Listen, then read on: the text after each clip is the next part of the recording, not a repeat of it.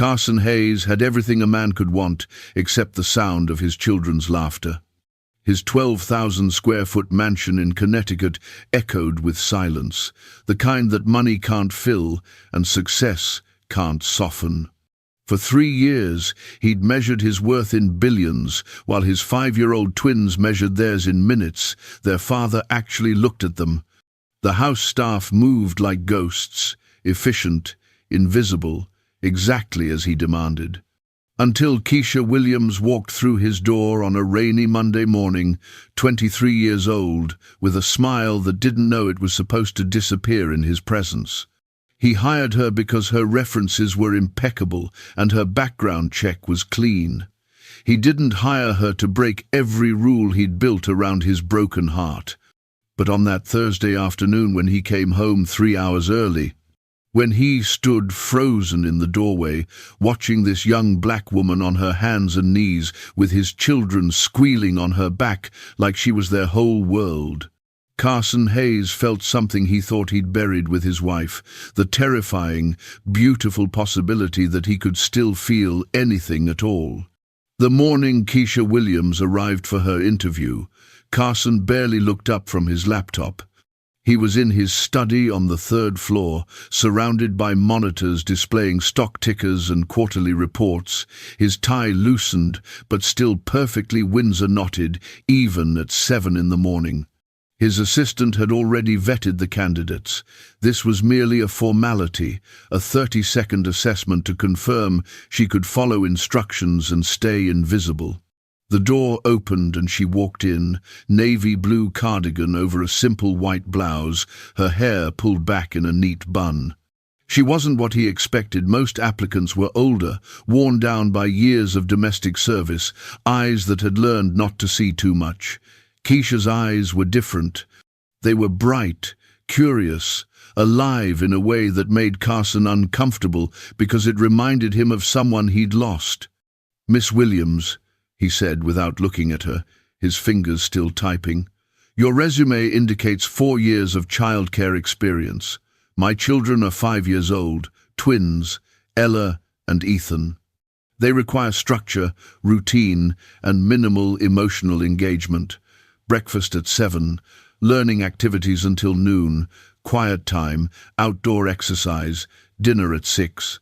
You will not deviate from the schedule. You will not introduce new foods, new games, or new ideas without my explicit approval. Your job is to maintain order, not to befriend them. Is that clear?" He finally looked up, expecting the usual nod of submission, the desperate gratitude of someone who needed the paycheck. Instead, Keisha met his eyes with something that looked almost like pity. "Crystal clear, Mr. Hayes," she said softly. "But can I ask you something?" Carson's jaw tightened. No one asked him questions. "What?" She hesitated, then spoke carefully. "When's the last time you heard them laugh?" The question landed like a punch to the gut, but Carson's face remained stone. "That's not your concern. You start Monday, 7 a.m. sharp." He looked back down at his screen, the universal signal for dismissal. Keisha stood there for another moment, and Carson could feel her gaze on him, could sense she wanted to say more. But she simply nodded. "See you Monday, Mr. Hayes," she said, and left. The door clicked shut, and Carson sat in the silence of his study, surrounded by the hum of computers and the distant sound of nothing at all. "When's the last time you heard them laugh?" He couldn't remember the last time he'd been in the same room with them long enough to notice. 3 years ago, when Sarah was alive, the house had been full of noise, Ella's endless questions, Ethan's dinosaur roars, Sarah's off-key singing while she made pancakes. Now it was just the sound of expensive silence, the kind that money bought but couldn't break. That first week, Keisha followed the rules perfectly. Carson watched her on the security cameras installed throughout the house, a habit he'd developed after Sarah's death when he couldn't trust himself to be present, so he monitored from afar. Keisha woke the children at 6:45, helped them dress in the clothes already laid out, served them the pre-approved breakfast of oatmeal and berries. She supervised their educational worksheets, kindergarten prep materials Carson had ordered from the most expensive academic supplier. She took them to the backyard for exactly 60 minutes of outdoor time, standing at a respectful distance while they played on the elaborate swing set that had cost more than most people's cars. But something was different. Carson noticed it on the third day, watching the monitor during a conference call he was barely paying attention to. The children moved differently around her. Ella, who usually kept her eyes down and her voice quiet, kept glancing at Keisha like she was waiting for something. Ethan, who hadn't voluntarily touched anyone since his mother's funeral, sat closer to Keisha during story time than the required 2-foot distance Carson had specified. On Thursday afternoon, Carson's 1:30 meeting was cancelled. A rare occurrence, his schedule was usually so tightly packed that even bathroom breaks were strategic. He decided to work from home for the rest of the day, something he hadn't done since he could remember. The drive from Manhattan to Connecticut took 90 minutes in good traffic. He used the time to catch up on emails, his phone propped on the steering wheel, voice dictation firing off responses. He barely noticed the scenery, the transition from steel and glass to autumn trees, the suburban sprawl giving way to gated properties. His mind was on the quarterly earnings call tomorrow, on the merger deal that was threatening to fall apart, on everything except the fact that he was going home early to a house he'd been avoiding for 3 years. He pulled into the circular driveway at 3:15, parking beside the fountain that Sarah had loved, the one with the stone angels she'd insisted on, even though Carson thought it was too sentimental. The house loomed ahead, all white columns and tall windows, looking more like a museum than a home. He grabbed his briefcase and laptop bag, his mind already jumping to the work he'd do from his study, maybe order dinner in, avoid the whole evening routine that the staff handled anyway. But as he pushed open the heavy front door, he heard something that made him stop mid-step. Laughter. Not just any laughter, high-pitched, breathless, the kind of pure joy that children make when they're so delighted they can't contain it. Carson stood in the marble foyer, his hand still on the door, his body frozen. The sound was coming from the living room, the formal space with the white furniture that no one ever used because Sarah had wanted one room that stayed pristine. He moved toward it slowly, his expensive shoes silent on the hardwood floor. What he saw when he reached the doorway was something his brain couldn't immediately process. The white couch cushions were on the floor, arranged in a path. The coffee table had been pushed aside. His children, his usually silent, obedient, ghost-like children, were shrieking with laughter, their faces red and alive. And there, in the middle of his formal living room, was Keisha Williams on her hands and knees, Ella and Ethan sitting on her back, their small hands gripping her shoulders. "Faster, horsey, faster!" Ella shouted, bouncing slightly. Ethan made clip-clop sounds with his tongue, his eyes squeezed shut with the effort of staying on. Keisha was breathing hard, her neat bun coming loose, strands of hair stuck to her forehead with sweat. She crawled over the cushions, making exaggerated horse neighing sounds, and the children squealed louder, happier, more alive than Carson had seen them in 3 years. And then Keisha looked up and saw him. The transformation was instant. Her smile dropped. The children followed her gaze, and their laughter cut off like someone had flipped a switch. Ella's hands released Keisha's shoulders. Ethan's face went blank. That careful, neutral expression Carson knew too well because he saw it in the mirror every morning. Keisha stood up quickly, smoothing her hair, her cheeks flushed with exertion, and now something else, fear, maybe, or embarrassment. The children slid off, standing side by side with their heads down, waiting for the inevitable. Carson stood in the doorway, his briefcase still in his hand, his tie still perfect, his face a mask of controlled fury. The silence stretched out, heavy and thick, erasing the laughter like it had never existed. His mind was racing. She'd violated the rules, moved furniture, disrupted the schedule, introduced chaos into the order he'd spent 3 years building. This was exactly why he had rules. This was exactly why he kept distance. Because the moment you let people in, the moment you let things get messy and loud and alive, that's when you lose them. That's when they get taken away. "Miss Williams," he said, his voice cold and level. "My study. Now." Keisha didn't argue. She straightened her cardigan, glanced once at the children. Ella's eyes were wide, Ethan's lip was trembling, and then followed Carson out of the living room. They walked through the house in silence, up the curved staircase, down the hall lined with family photos that Carson had stopped looking at years ago. He opened the study door and gestured for her to enter, then closed it behind them with a soft click that felt like a judge's gavel.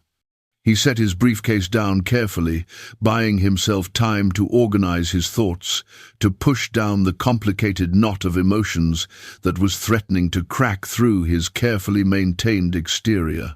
When he finally turned to face her, Keisha was standing by the window, her arms crossed, her chin up. She wasn't crying. She wasn't apologizing. She was just looking at him with those bright, alive eyes, waiting. "You violated the rules," Carson said flatly. "You moved furniture. You disrupted the schedule. You introduced activities that were not approved." Keisha nodded slowly. "I did. This is grounds for immediate termination. I understand." Carson waited for her to beg, to explain, to promise it wouldn't happen again. But she just stood there, calm and steady, like she'd already accepted whatever he was going to do. It made him angrier, that calm. It made him want to crack it, to make her feel what he was feeling, this rage and fear, and something else he didn't have a name for. "Those children need structure," he said, his voice rising slightly. "They need routine. They need boundaries. What they don't need is—" He gestured vaguely toward the door, toward the living room, toward the sound of laughter that was still echoing in his ears. "That chaos." Keisha's expression softened, which somehow made it worse. "With respect, Mr. Hayes," she said quietly, "those children need to be children. They need to play. They need to laugh. They need to know it's okay to be loud and messy and alive." Carson felt something crack inside his chest. "You don't get to tell me what my children need." "You're right," Keisha said. "I don't. But when's the last time you asked them what they need?" The question hung in the air between them, sharp and uncomfortable. Carson's hands clenched at his sides. He wanted to fire her right now, wanted to escort her out and find another nanny, someone older and more compliant, someone who wouldn't challenge him or make his children laugh or remind him of everything he'd lost. But then he remembered Ella's face lit up, alive, joyful. He remembered Ethan's smile, something he hadn't seen in so long he'd forgotten his son even had dimples. And he remembered that moment in the doorway, before they saw him, when his children had been happy. They lost their mother. Carson said, his voice rough, "I'm protecting them." Keisha's eyes filled with compassion, and Carson hated it. He didn't want compassion. He wanted her to understand that he was right, that his way was the only way to keep them safe. "Mr. Hayes," she said softly, "they didn't just lose their mother.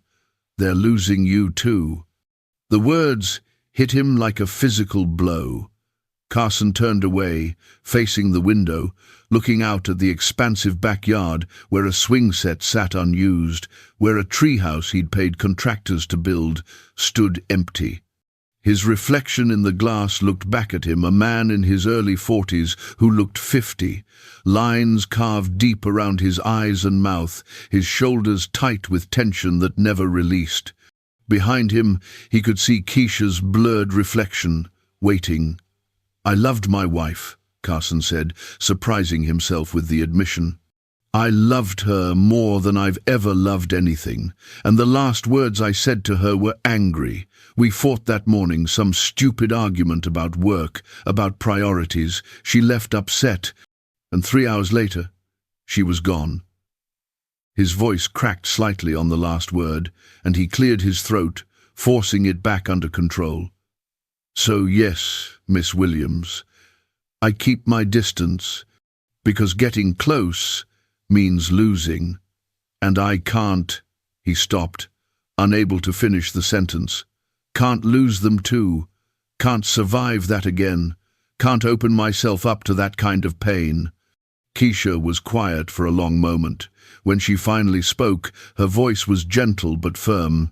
"You didn't kill her, Mr. Hayes. An accident killed her. And you're punishing yourself and those kids for something that wasn't your fault." Carson's jaw clenched.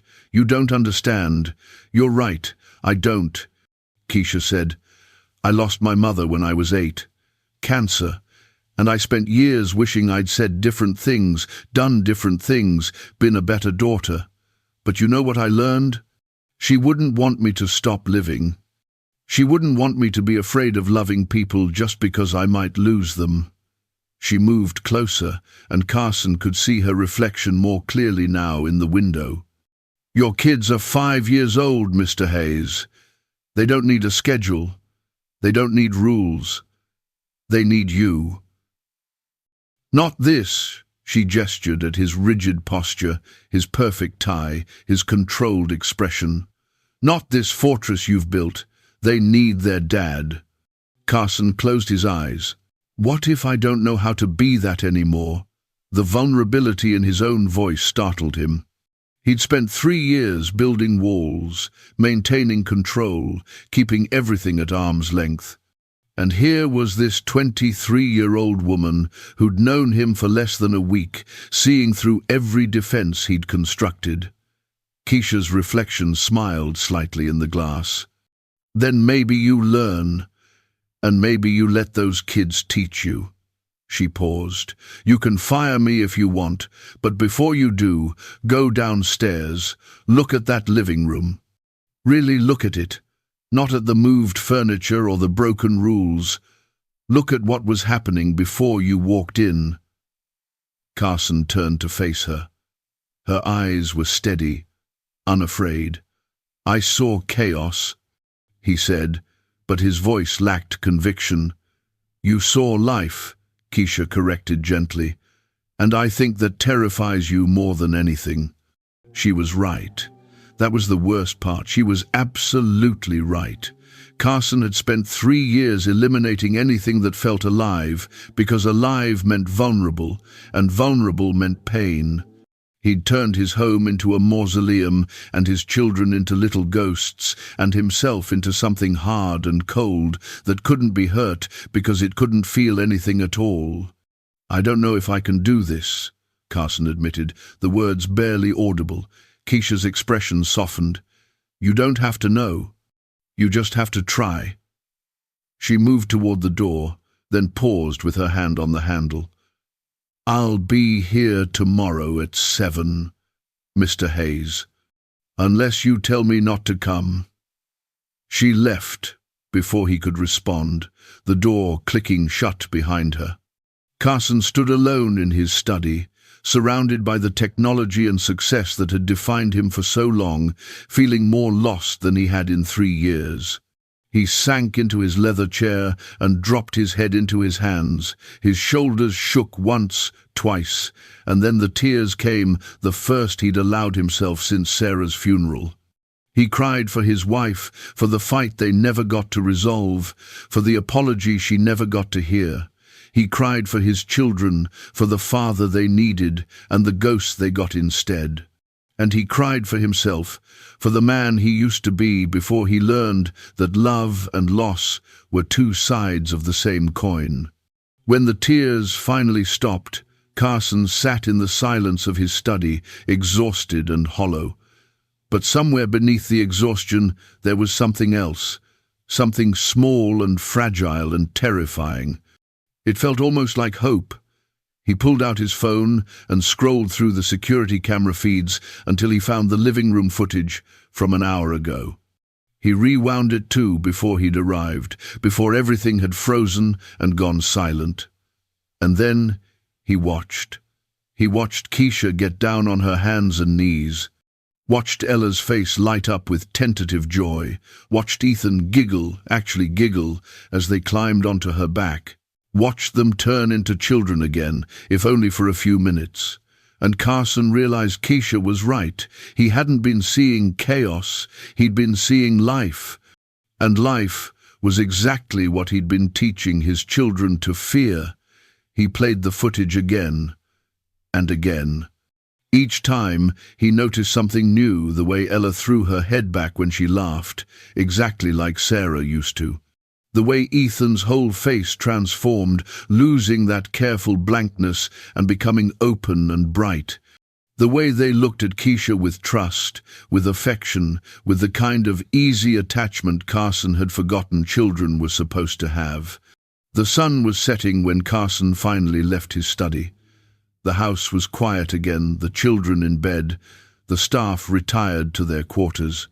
He walked down the stairs slowly, his hand trailing along the banister that Sarah had picked out, running his fingers over the smooth wood. The living room was back to normal. Someone had replaced the cushions, moved the coffee table back into position. But Carson could still see it, Ella and Ethan laughing, Keisha on her hands and knees, the moment of pure joy he'd interrupted and destroyed. He sat on the pristine white couch and looked around the room. Everything was perfect. Everything was in its place. Everything was dead. Sarah's voice echoed in his memory, something she'd said years ago during one of their rare arguments. "You're building walls, Carson, not a home. There's a difference." He hadn't understood then. He'd been too focused on success, on providing, on creating the kind of life his own chaotic childhood had never offered. But Sarah had been trying to tell him something important, and he'd been too deaf to hear it.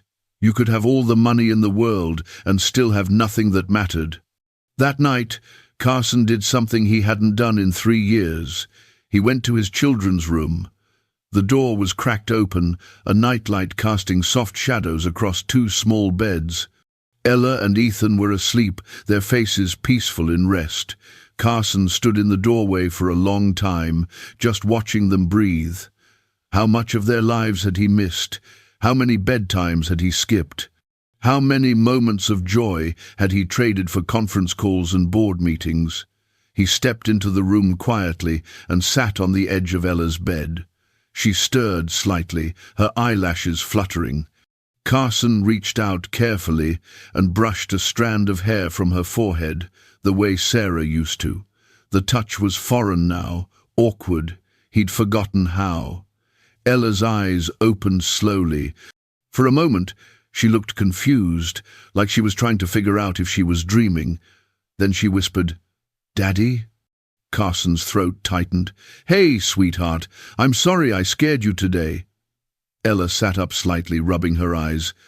"Are you gonna fire Keisha?" The question was small and afraid, and it broke something in Carson's chest. "No, baby, I'm not going to fire Keisha." "Promise?" Carson nodded. "Promise." Ella studied his face for a moment, then asked the question that destroyed him. "Daddy, are you sad?" No one had asked him that. Not in 3 years. Everyone had asked if he was okay, if he needed anything, if they could help with the arrangements or the estate or the children. But no one had simply asked if he was sad.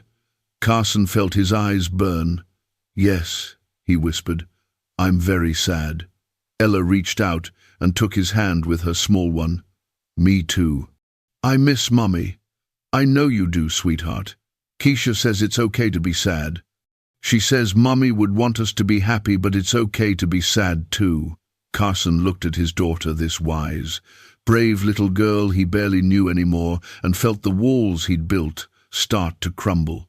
Keisha's right. Ella squeezed his hand. Will you play horseback with us tomorrow? The request was so simple, so innocent, and yet it required everything from him. It required him to be present, to be vulnerable, to risk caring again. It required him to be a father instead of a provider. Carson took a shaky breath. Yeah, baby. I'll play horseback with you tomorrow. Ella smiled, a real smile that reached her eyes and lay back down. Love you, Daddy. The words were so natural for her, so easy, like she'd been saying them every night, and he just hadn't been there to hear them. Love you too. Ella. Carson stayed until she fell back asleep, then moved to Ethan's bed and did the same thing, sitting quietly, brushing his son's hair, whispering apologies to a sleeping child who couldn't hear them. The next morning, Carson woke at 5:30, his usual time, but instead of immediately reaching for his phone, he lay in bed and stared at the ceiling. Today was Friday. A normal day would mean back-to-back meetings, calls with overseas partners, lunch at his desk if he was lucky. But nothing about yesterday had been normal. Nothing about the way he felt now was normal. He'd spent 3 years running from feeling anything at all, and now emotions were flooding back in a rush that left him dizzy and terrified. But beneath the fear was something else. That same fragile hope from yesterday, slightly stronger now. He got up and showered, but instead of putting on his usual suit and tie, he pulled on jeans and a sweater. The jeans felt strange. He couldn't remember the last time he'd worn them, maybe before Sarah died, maybe longer. He looked at himself in the mirror and barely recognized the man staring back.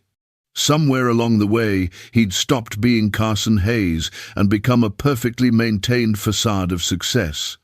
At 6:50, he heard sounds downstairs, the staff beginning their routines, the coffee maker starting up, and at 7 sharp, he heard the front door open and Keisha's voice greeting someone.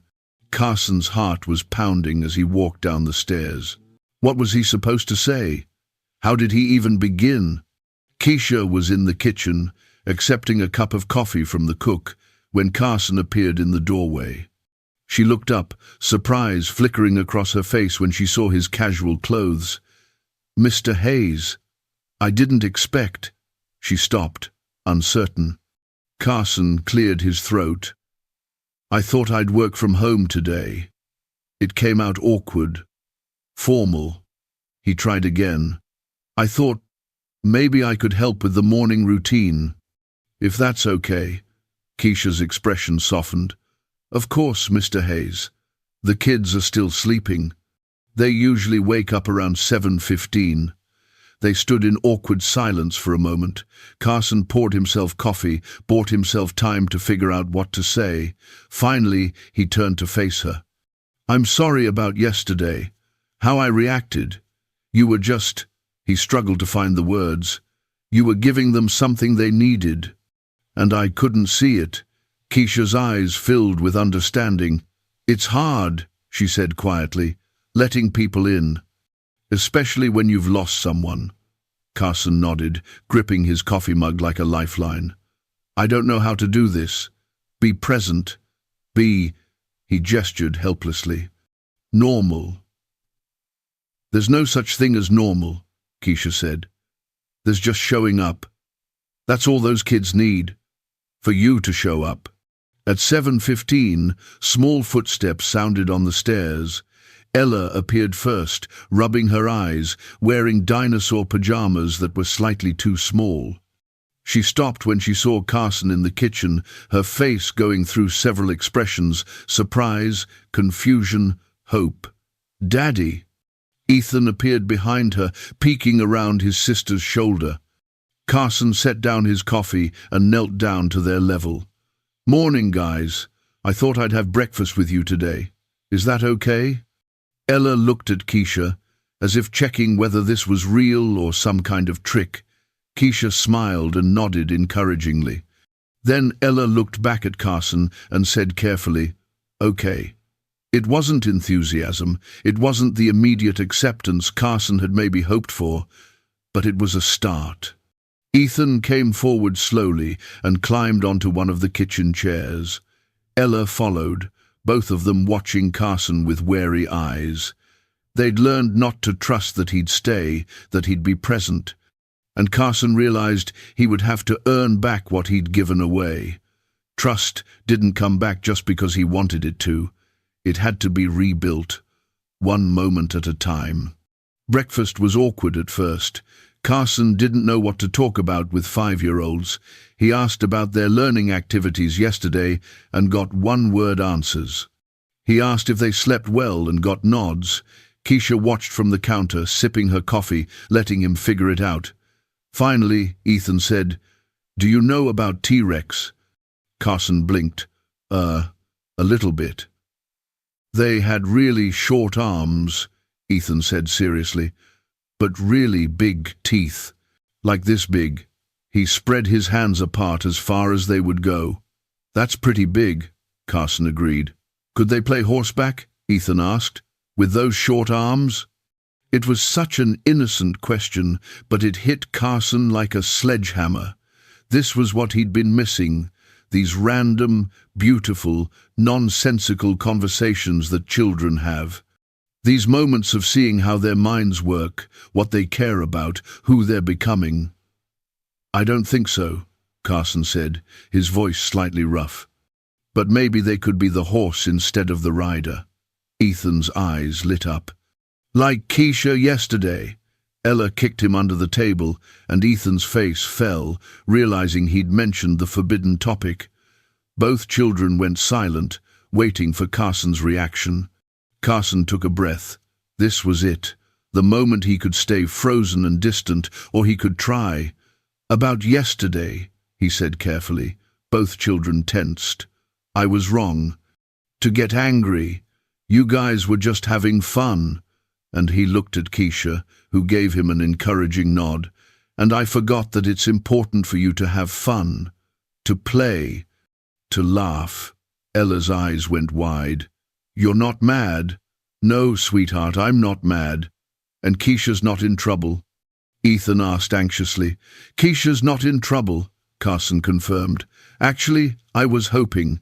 He swallowed his pride, his fear, all the walls he'd built. "I was hoping maybe you guys could teach me how to play horseback." The silence that followed felt endless. Then Ella whispered, "Really?" Carson nodded. "Really, but you'll have to be patient with me. I'm pretty out of practice." Ethan looked at Ella. Ella looked at Keisha. Some silent conversation passed between them all. Then Ella turned back to Carson with a small, tentative smile. "Okay, but you have to do the horse sound." "The neigh?" "Yeah. Keisha does a really good one." Carson glanced at Keisha, who was trying not to laugh. "I'll do my best," he said. After breakfast, they moved to the living room, the formal living room, with the white furniture that was never supposed to be touched. Carson found himself on his hands and knees on the expensive rug, his children climbing onto his back with tentative excitement. "Are you sure it's okay?" Ella kept asking. "Yes," Carson said, even though his knees were already protesting. "I'm sure." Ethan settled on his back, gripping Carson's shoulders. Ella climbed on behind him, and then they waited. "You have to make the sound, Daddy," Ella prompted. Carson closed his eyes, swallowed his embarrassment, and let out the most pathetic neighing sound he'd ever heard. Both children burst into giggles, not the wild laughter from yesterday, but softer, surprised giggles, like they couldn't quite believe this was happening. "That was bad," Ethan said, but he was smiling. "Really bad," Ella agreed. "I told you I was out of practice," Carson said, but he was smiling too, the muscles in his face moving in ways they hadn't in years. He started crawling forward, and his children squealed, their hands tightening on his shoulders. He moved faster, and they laughed harder, and somewhere in the middle of his formal living room, with his knees grinding into the expensive rug and his children's laughter filling the space where silence used to live, Carson Hayes started to remember what it felt like to be alive. Keisha watched from the doorway, her arms crossed, a smile playing at her lips. Carson caught her eye as he made another lap around the coffee table, and she gave him a small nod of approval. He'd taken the first step. He'd shown up. After about 10 minutes, which felt like an eternity to Carson's protesting knees and back, he collapsed dramatically onto the floor, making exaggerated panting sounds. The children tumbled off, giggling, their faces flushed and happy. Ethan flopped down beside him, breathing hard. "You're a good horsey, Daddy." The words were simple, childish, nothing profound. But Carson felt them settle somewhere deep in his chest, filling a hollow space he'd forgotten existed. "Thanks, buddy." Ella crawled over and lay on his other side, her small body tucked against him. "Can we do this tomorrow too?" Tomorrow was Saturday, a day Carson usually spent in his study, catching up on work. A day he'd spent alone for 3 years, telling himself it was productive, telling himself it was necessary. "Yeah," Carson said, his voice thick. "We can do this tomorrow too." They lay there on the living room floor, the 3 of them, and Carson stared at the ceiling and tried not to cry. He'd almost missed this. He'd almost let his fear and guilt turn him into a ghost haunting his own life. And if Keisha hadn't broken the rules, if she hadn't shown him what he was missing, he might have kept going forever, alive, but not living, surviving, but not present. The weekend was a revelation. Carson cancelled his Saturday work plans and spent the day with Ella and Ethan. They built a fort out of couch cushions, the same cushions that had been so carefully arranged, now scattered and repurposed. They had a tea party with stuffed animals. They watched a kids' movie that Carson couldn't follow but laughed at anyway, because his children's laughter was better than any plot. Keisha had weekends off, but she'd left notes, suggestions for activities, reminders about what the kids liked, gentle guidance for a father who was learning how to parent all over again. Carson found himself referring to those notes constantly, grateful for the roadmap. By Sunday evening, he was exhausted in a way that felt different from work exhaustion. This was the tiredness of presence, of paying attention, of caring deeply. It hurt, but it was a good hurt, the kind that meant you were using muscles that had atrophied from disuse. On Monday morning, Carson was back in his suit, preparing for a week of meetings, but something had shifted. When he left the house at 7:30, he stopped in the doorway and turned around. Ella and Ethan were at the breakfast table with Keisha, and he walked back, kissed each of them on the forehead, awkward but genuine, and said, "Have a good day. I'll see you for dinner." Ella's face lit up. "You're coming home for dinner?" It was such a small thing, such a basic expectation.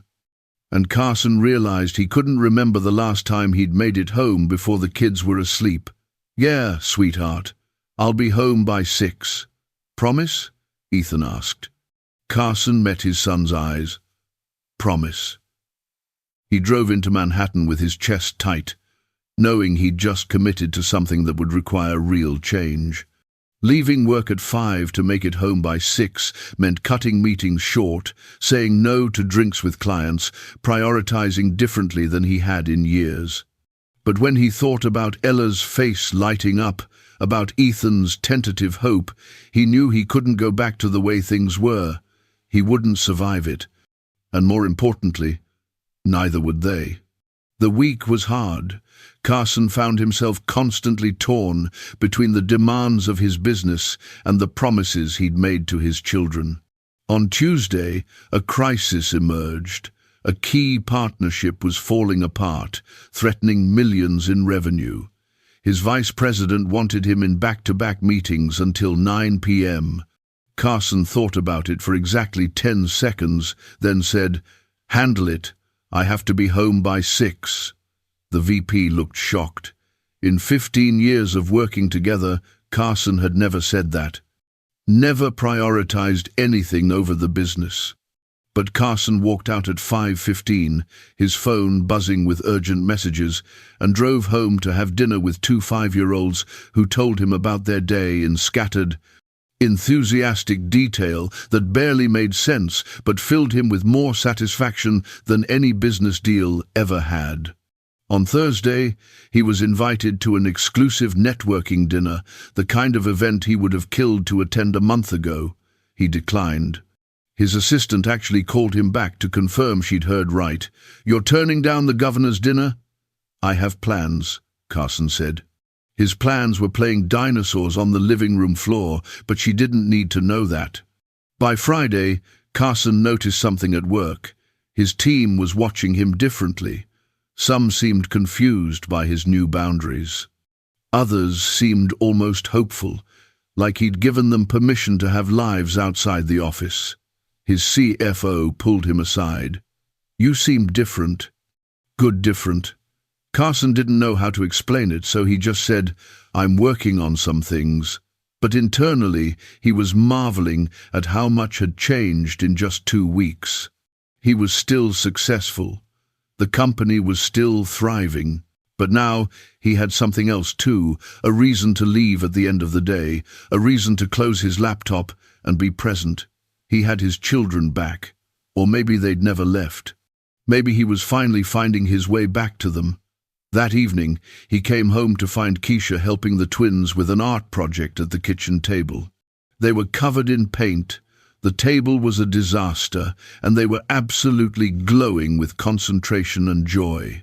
Carson stood in the doorway, taking it in. A month ago, he would have seen mess and chaos. Now he saw life, messy, beautiful, irreplaceable life. "Daddy," Ella called out, "look what I made."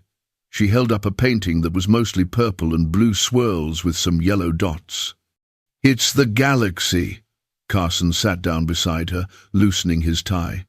"It's beautiful, sweetheart. Mine's a robot," Ethan announced, showing a red and silver painting that could have been anything but. Carson nodded seriously. "Very cool. Does it have a name?" "Steve. Good name." Keisha smiled at him over the children's heads, and Carson felt that now familiar tightness in his chest. Gratitude. For this woman who'd seen through his walls and refused to let him hide, for her bravery in calling him out, for her wisdom in showing him what he was missing. After dinner, after baths, after stories and tucking in, Carson found Keisha in the kitchen. She was cleaning up the art supplies, humming softly. "Miss Williams," he said, and she turned. "I wanted to thank you." Keisha dried her hands on a towel. "For what, Mr. Hayes?"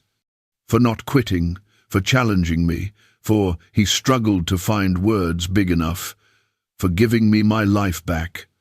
Keisha's expression softened. "I didn't give you anything you didn't already have. I just helped you see it." "Still," Carson said, "I was drowning, and I didn't even know it." They stood in comfortable silence for a moment.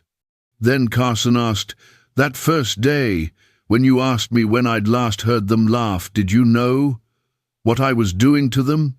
To myself?" Keisha considered the question. "I saw 2 kids who were hurting, and a dad who was hurting worse. Sometimes people hurt so much they forget they're allowed to heal." Carson nodded slowly. "My wife Sarah, she would have liked you. She always said I needed someone to call me on my nonsense." "Tell me about her," Keisha said gently. It was the first time anyone had asked. In 3 years, people had offered condolences, sympathy, carefully avoiding mentioning Sarah like her name was forbidden. But Keisha just asked, simple and direct. And Carson found himself talking. About how they met in college, about Sarah's terrible cooking and beautiful singing, about how she'd wanted kids right away, but he'd made her wait until the business was stable. About the fight they'd had the morning she died, so stupid, so meaningless in retrospect. About the guilt that had been eating him alive for 3 years. Keisha listened without interrupting, without offering empty platitudes.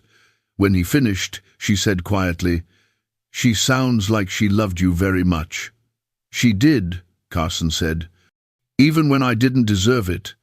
"Love doesn't work like that," Keisha said. "It's not something you earn or deserve. It just is." Carson thought about that for a long moment. "I spent 3 years punishing myself. And them. I thought if I kept everything controlled and distant, I could keep us all safe. Keep it from hurting again. Did it work?" Carson let out a rough laugh. "Not even a little bit." Keisha smiled sadly. "Hurt finds you anyway. Might as well have the love too." It was simple wisdom, the kind that seemed obvious once someone said it out loud. But Carson had spent 3 years missing that simple truth. You couldn't avoid pain by avoiding life. You just ended up with emptiness instead.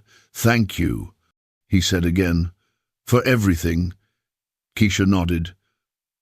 "Those kids are lucky to have you, even if it took you a while to figure out how to show up."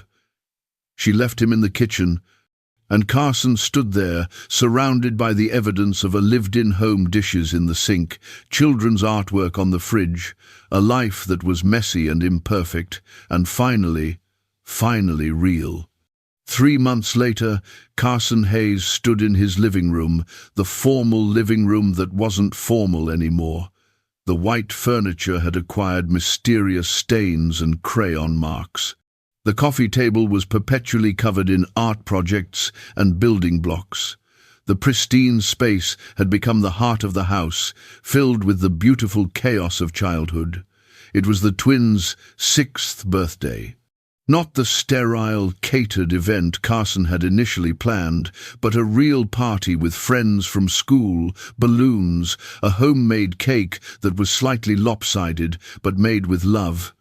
Carson watched Ella and Ethan running around with their friends, their laughter filling every corner of the house. He couldn't remember a time when they'd been this happy. Or maybe he could, back when Sarah was alive and the house was full of noise and life, he'd thought, that died with her. But it hadn't. It had just been waiting for him to remember how to let it back in. Keisha was helping organize a game, her easy confidence making all the kids gravitate toward her. She'd become more than just an employee in these months. She was part of the fabric of their lives, someone who understood what they needed because she'd lived through loss herself and come out the other side with her heart still intact. Richard, his board member and longtime friend, approached with a drink. "You seem different these days." Carson smiled. "I am different. Good different. Or having a breakdown different." "Definitely good." Richard studied him. "You're leaving work at 5 now, turning down major opportunities. Some people think you're losing your edge."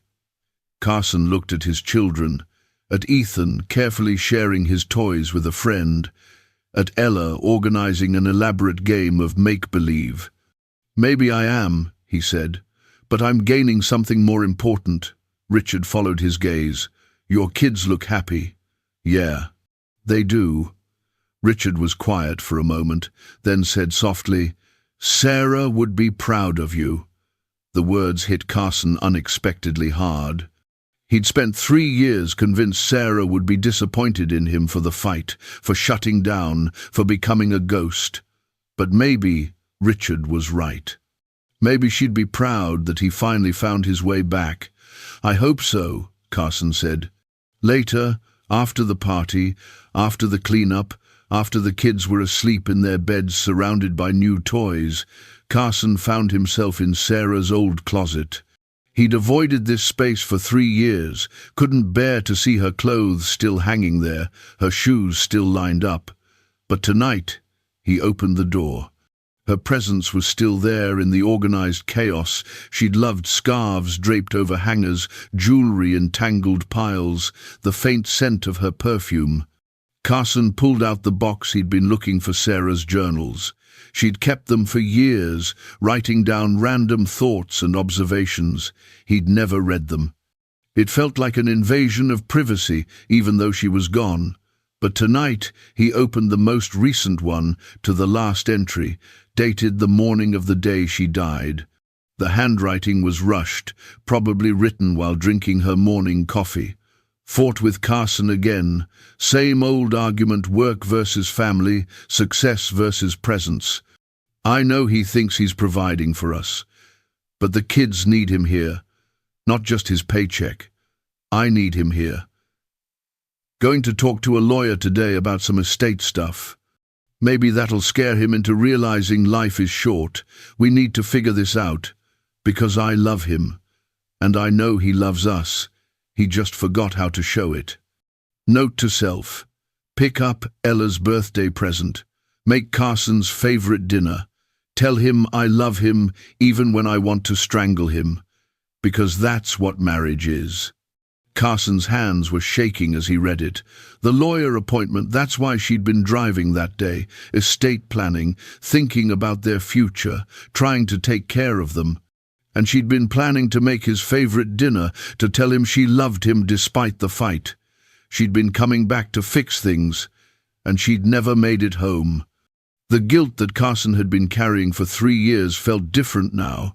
Still painful, still heavy, but also somehow lighter, because Sarah's last thoughts hadn't been anger. They'd been love. She'd known him well enough to know that he'd struggle with this, that he'd shut down and push away, and she'd been right. But she'd also believed in him, believed he could figure it out eventually. Carson closed the journal carefully and held it to his chest. "I'm sorry it took me so long," he whispered, "but I'm figuring it out. The kids are happy.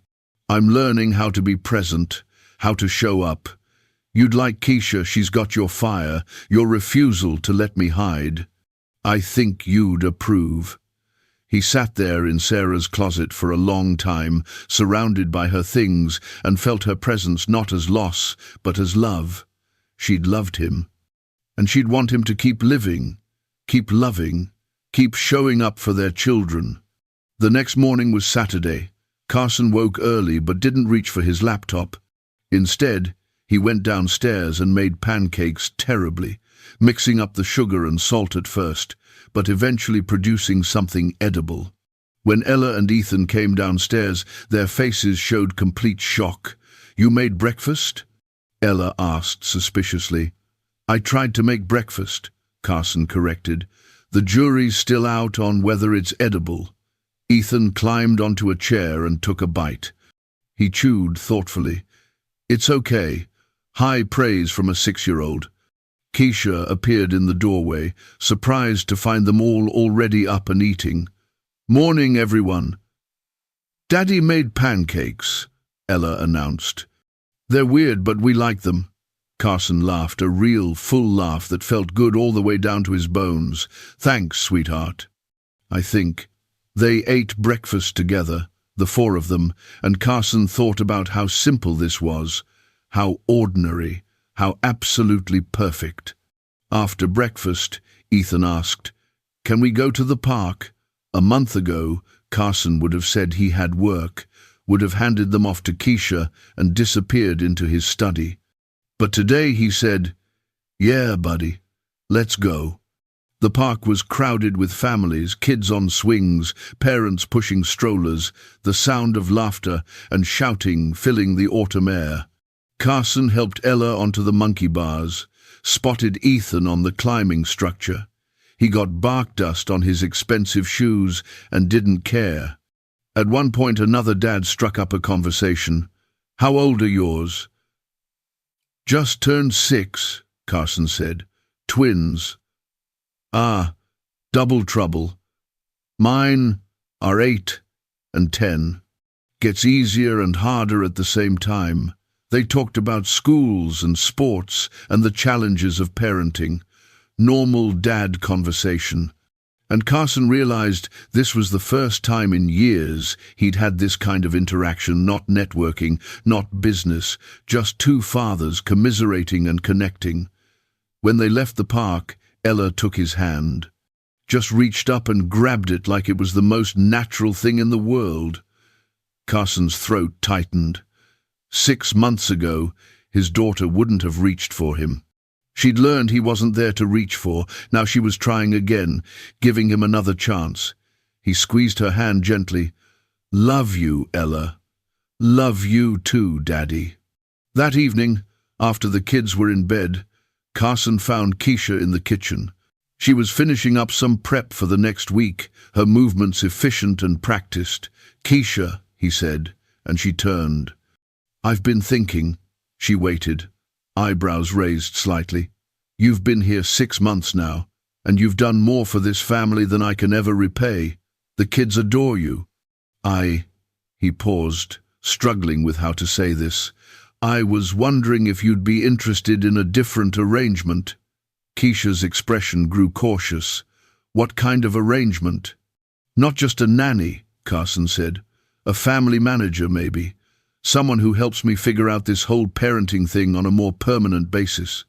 Better pay, benefits, a real stake in helping this family heal." Keisha was quiet for a long moment.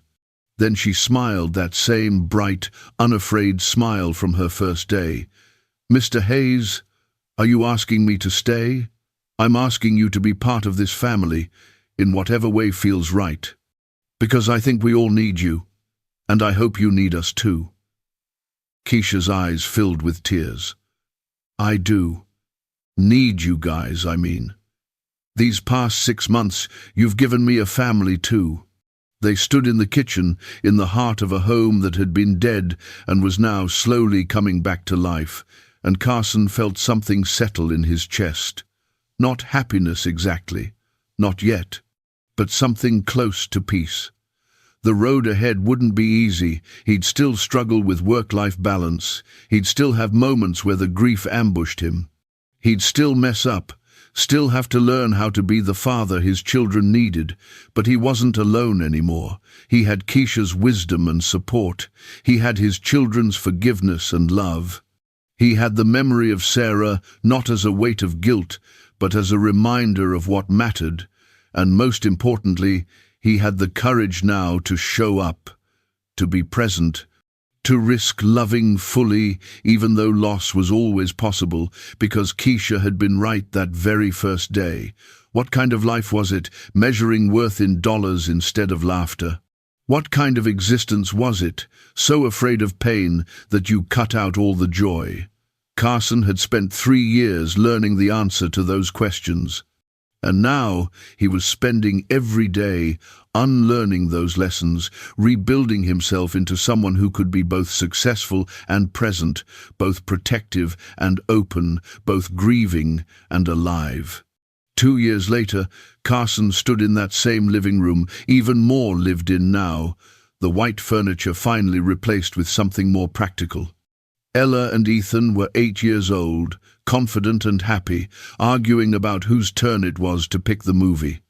Keisha was on the couch, helping Ella with a school project, their heads bent together over construction paper and glue. Carson watched them from the doorway, this family they'd built from broken pieces. It didn't look like the family he'd had with Sarah. It was different, reconstructed, imperfect, but it was real. And it was theirs. Ethan noticed him and called out, "Dad, are you going to watch with us?" "Yeah, buddy, just let me change."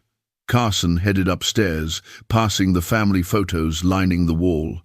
There were new ones now, pictures from the past 2 years, the 4 of them at the beach, birthday parties, school plays, ordinary moments that made up an extraordinary life. He changed into comfortable clothes and came back down, settling onto the couch between his children.